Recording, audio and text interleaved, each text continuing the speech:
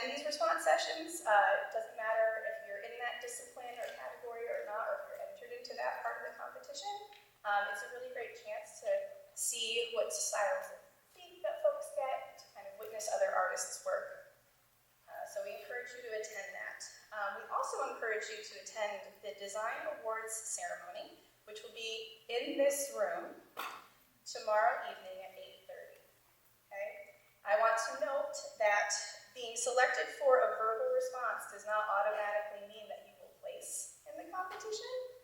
Also, not being called back for a verbal response doesn't mean that you won't place. So you should attend regardless.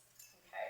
Our designers and adjudicators have chosen folks for various reasons. So it may not indicate whether or not you'll be placing in the competition. Okay, so without me wasting more of your time, our distinguished designers have prepared some of their creative pursuits and perspectives to share with you. My design tech committee will help me to introduce. So I'd like to bring up Liz Haynes to start us off. Thank you so much.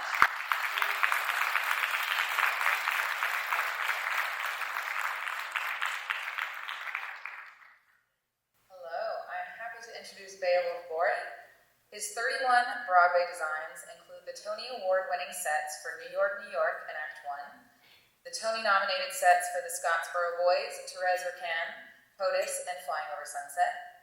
Also on Broadway, Harmony, The Piano Lesson, Ohio State Murders, The Old Man in the Pool, Come From Away, Freestyle Love Supreme, Be More Chill, The New One, Bernhardt Hamlet, Meteor Shower, A Bronx Tale, Prince of Broadway, Hand to God, Sondheim on Sondheim, Spelling Bee, Love Music, Rock of Ages, Chaplin, On the Town, Sunday in the Park, Bronx Bombers, Grace, and The Two and Only. His 100 off-Broadway shows include Shakespeare in the Park, Hamlet, Much Ado, Merry Wives, and Coriolanus. The last 5 years, Fiddler on the Roof, Sleepwalk with Me, and Miss Julie. He has designed for the Ringling Brothers and Barnum and Bailey Circus, and designed around the world in England, Russia, China, Australia, and Japan. He received a 2007 Obie Award for Sustained Excellence, and is the author of Transforming Space Over Time, about Broadway set design. He's also the founder of 152 or 152nd Project, which provides grants to early career designers from historically excluded groups. Without further ado, Beowulf Boritt.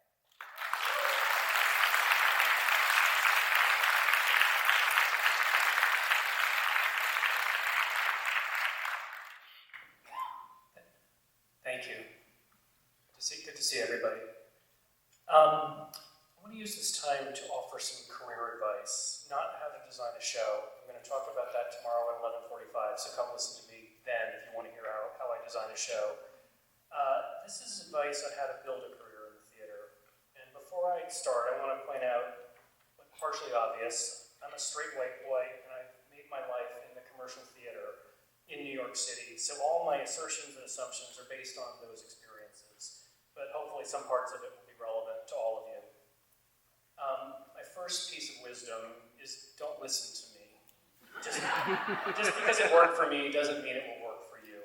I've been colossally lucky in my career. You could do everything that I did and be an abject failure in the theater, and you could ignore everything I'm telling you completely and have a triumphant career. There is no specific path to success in the theater, so all I can offer are the things that have worked for me. Do these things or ignore them as you see fit. I have been colossally lucky in my life, and I ascribe a lot of my career success to that luck. Don't let that fool you into believing I don't have a high opinion of my own abilities. I have a very healthy ego.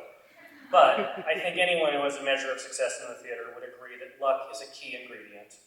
I was lucky that my set design professor at Vassar College told me to go to New York University for graduate school. I was lucky that I was accepted there and granted the privilege of studying with an exceptional faculty. I was lucky to have met the director, Hal Prince, when I graduated, and lucky that he introduced me to his daughter, Daisy, who hired me to design the original production for the last 5 years. I was lucky that James Lapine loved that score of that show and decided to try me out on the 25th Annual Putnam County Spelling Bee. And then I was lucky that that show was a hit on Broadway and ran for 3 years. I could go on and on and on. Any one of those things might not have happened. And that's the scariest thing about a career in the theater. You can't decide, I'm going to be lucky. It's not in your control. But of course there are things you can control. You You must do what you can to encourage the lightning of luck to strike and be prepared to deliver brilliantly when it does. First, you must network. As a freelance artist, you probably won't know where your next gig is coming from, and for that reason, you must always be meeting people and making a favorable impression. Even after decades in the business, no matter how much work I have lined up, I anticipate that date in the not-too-distant future when I'll be facing unemployment. I'm constantly aware of looking for my next job, and that means reaching out in every possible way. I remember how hard this is when you're just starting out and you don't know very many people in the field. So you need to meet some. Come to New York, go to Chicago, LA, London, any place with a thriving theater community. See shows and be gregarious. If you're not naturally outgoing, as I was not when I started, you've got to learn how to be. Contact people whose work you admire and try to meet them for coffee. Say you'd like a chance to work with them. Offer your services gratis or at a discount if you need to. Call it an apprenticeship and get a day job to pay your bills. But get your foot in the door somehow. Meet people. When I began designing, I built all my own scenery. I sewed my own costumes. I propped my own shows. I was a great carpenter. I was a good painter, an adequate stitcher, and a passable welder. Little theaters realized that if they hired me to design a set, for a little extra money I could build it for them too. And that led to a lot of jobs. Building my own shows was effectively my day job for many years, although more enjoyable than waiting tables. Early in my career, as I began to meet people, I kept a mailing list of everyone with whom I came in contact who might possibly give me a job. Eventually, I amassed about 100 names on this list, and every time I designed a show, no matter how obscure, I'd send out postcards with a little handwritten note on those invitations asking people to attend. I was designing about 30 little shows a year to make a living in those days, so I was writing about 3,000 handwritten notes every year. I realize that snail mailing postcards sounds old-fashioned, and it's easier to use email or social media. I still believe in paper and stamps. Emails are just so easy to delete, and a personalized postcard, something you touch with your real handwriting on it, is bound to get at least a moment of attention before it goes in the recycling bin. I kept up my postcard practice until I had 10 Broadway shows under my belt. Producers and directors often remarked on it, and always favorably. If you send out 3,000 postcards and get 2 jobs because of it, that's time well spent. As a freelance artist, a significant part of your job is looking for your next job. The second thing you can control is to say yes to everything and love everything. Early in your career, it's important to take every job offered, with the exception of something that you think is going to physically harm you in some way.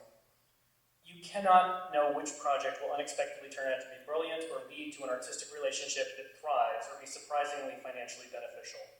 I've designed nearly 500 shows in my career, and I still don't know which ones ahead of time are going to be the big winners and which ones are going to be complete failures. This isn't to say that you should put yourself in a situation where you're constantly working yourself to exhaustion. I know your generation loves to talk about work-life balance. You need to structure your time so that you're making a living without feeling overwhelmed and stretched so thin creatively that your work is devastated. But effective time management is a crucial part of your job. And know that theater is nearly always a larger than 40-hour-a-week commitment. Once you say yes to a show, make sure you fall in love with it. Love every show. If you find yourself thinking a project is stupid or not worthy of you or just plain bad, press on and give it your all. Make your contribution to help compensate for inadequate storytelling. Discover something fascinating about the topic that didn't interest you before. Let a small budget drive you to unexpected creativity. Find something in it that excites you because it will make your work better. And while we're on the subject of good, it's important to balance your desire to do good work with the drive to make it perfect. While establishing a career, it's better to do many projects well than a few perfectly.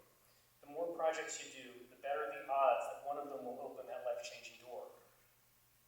If you can't find work, make it. Don't bemoan that no one will give you a break. Find or create a group of people to make theater with. Become a producer, found a theater company, anything to get your work seen. Little theaters with tiny budgets have proved fertile ground for many long and fruitful careers. If you want a life doing this, do what it takes to put on shows that you love over and over and over. And my third piece of advice is don't be an asshole. Putting on a show is extremely difficult under any circumstances. The last thing a director wants is a designer who's a pain in the butt.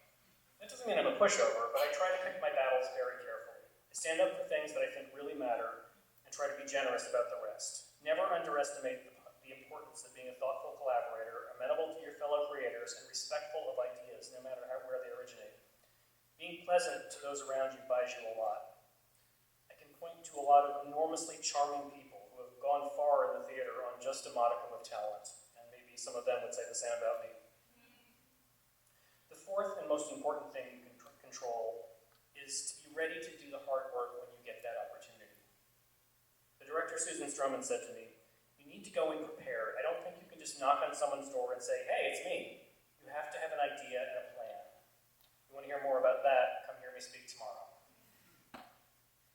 My final piece of advice about the theater is to love it. You're at a theater conference, so you probably don't need to be convinced how exciting theater is, but a theater career will test your devotion to it. It will exhaust you, it will abuse you financially, it will break your artistic heart over and over. It'll never make you famous enough to begin to compensate for the pain it causes. If you reach a point where you no longer love your life in the theater, and I don't mean a bad day or a bad week, we all have those, but if you really don't love it anymore, it's probably time to do something else. There are many ways to make a better living working much shorter hours. There's really only one overriding reason to get up and go to work in the theater every day, and that's love. So I've told you some things that you should do. Now I want to address briefly the subject of financial and educational background, which certainly will affect how you prepare for a career. My father's a Holocaust survivor who took part in Hungary's failed 1956 revolution against the Soviet communists. He fled his homeland as a 16-year-old kid and arrived as a refugee in New York City with $1 in his pocket. But he did really well for himself. He lived the American dream, and he raised me in a comfortable middle-class life. My parents paid for my college education. Graduate assistantship, which I got because of those carpentry skills I told you about, paid for graduate school. So I finished school unburdened by debt. And although my parents didn't financially support me when I graduated, they provided an important emotional backstop. I knew that if I couldn't hack it in New York, I could always move home to Pennsylvania. The career I'd chosen was risky, but I knew I'd never end up homeless. My point is here again that I was lucky. My admiration for those who succeed without the kind of support I had is huge. Another piece of luck is that I was born a straight white boy in a world that privileges straight white boys. The theater community, while more progressive than some, is still heavily dominated by white men. Humans are attracted to those who are similar to them, and there's no question I've benefited from that. I mentioned that my father lived the American dream, and I believe in that promise. I'd say that makes me a patriotic American, but part of the responsibility of that is recognizing where the American promise fails part of the population. I've run some rough statistics on who gets to design a Broadway show. In the past 2 theater seasons, surprise, surprise, it's dominated by white men. So I'm going to just read you some numbers. These are the past 2 seasons on Broadway. Women of all ethnicities designed 33% of Broadway designs, but are 50% of the U.S. population. Men of all ethnicities designed 67% of Broadway designs and are 50% of the U.S. population. White men designed 55% of all Broadway designs and are 30% of U.S. population. Black designers designed 16.5% of Broadway designs and are 14% of U.S. population. But 71% of the designs by black designers were costumes, hair, or makeup. In the period I'm talking about, black designers created 2 sound designs, 1 set design, and no projection designs. Asian designers designed 8.5% of all Broadway designs and are 6% of U.S. population. Latino designers designed 0.9% of Broadway designs and are 19% of U.S. population. White designers designed 74% of Broadway designs and are 59% of U.S. population. And 74% of the designs by white designers were by white men. Now, I don't believe that anybody is owed a career in the theater, but I also don't think it ought to be harder because you're not white and you're not a man. And clearly it is. And that offends me as a patriotic American. So, what to do about it? While I was unemployed during the pandemic, in addition to writing my book, I founded a charity called the 152 Project, which aims to make change in my tiny little corner of the world, which is the Broadway design community. Broadway designers receive a small royalty payment for every week their designs appear on a Broadway stage. And I thought that if I could convince everybody working on Broadway to contribute 1 week's royalties each year to a fund, it wouldn't be a big financial strain on any of us, and it would amass a large amount of money. We could then use that money to fund grants for early career designers from historically excluded groups to help them buy a little breathing room as they begin their careers. $200,000 in grants, and we're raising money for a third round of grants to be awarded this September.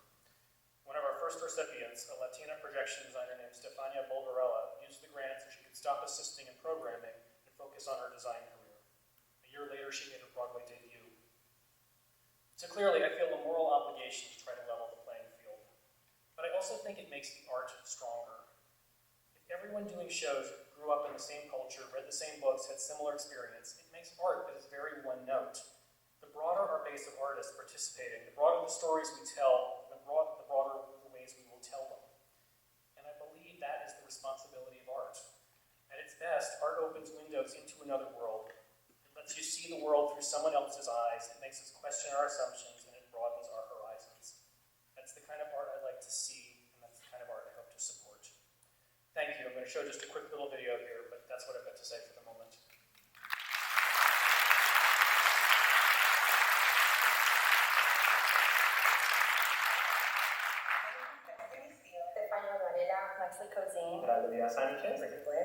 Jordan McCree, I'm a sound designer from Philadelphia, and I have the pleasure of being a grant recipient of the 152 project in 2022. The 1 in 52 grant changed my life. This grant has been absolutely pivotal in my ability to pursue my career as a projection designer, but also to pursue my dream of being the first Black woman to projection design on a Broadway stage ever.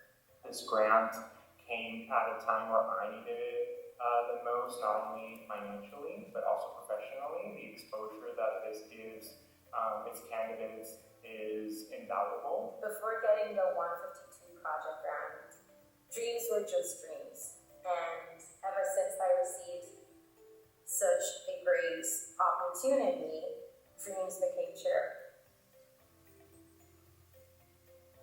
That one project opened up a door and provided an opportunity for me to be offered a resident design position at a major opera company.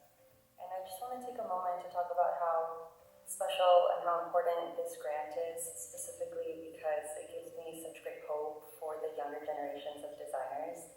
It's super special to me to have received a grant that helps relieve some of the financial burden that comes with being an early career theater maker.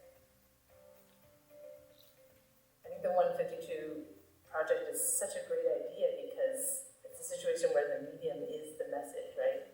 And along with the grant money, it provides access to the theater and design community that the recipients wouldn't have had otherwise. I contributed to the 152 project because I love our industry. I believe in the future voices of our industry, and I think it's my responsibility to help. It really warms my heart. I've been a part of the organization for the last 2 years, and I had been a part of helping to choose the faces of the next generation of regional, off-Broadway, and Broadway designers. Winning a grant not only reflects their skill and their craft, but recognizes their collaborative spirit in this very collaborative business. It's a way for designers to take matters into our own hands without the structures and strictures of institutions. This grant empowers artists by letting them know that the community of designers see them, that their work is valid, and that their dreams are worth pursuing. I'm incredibly grateful. Thank you so much, 152 project. I'm extremely grateful for the 1 in 52 grant. And I'm so thankful to the designers and the theater artists that have donated to such a great program. And I really hope to be among them very soon.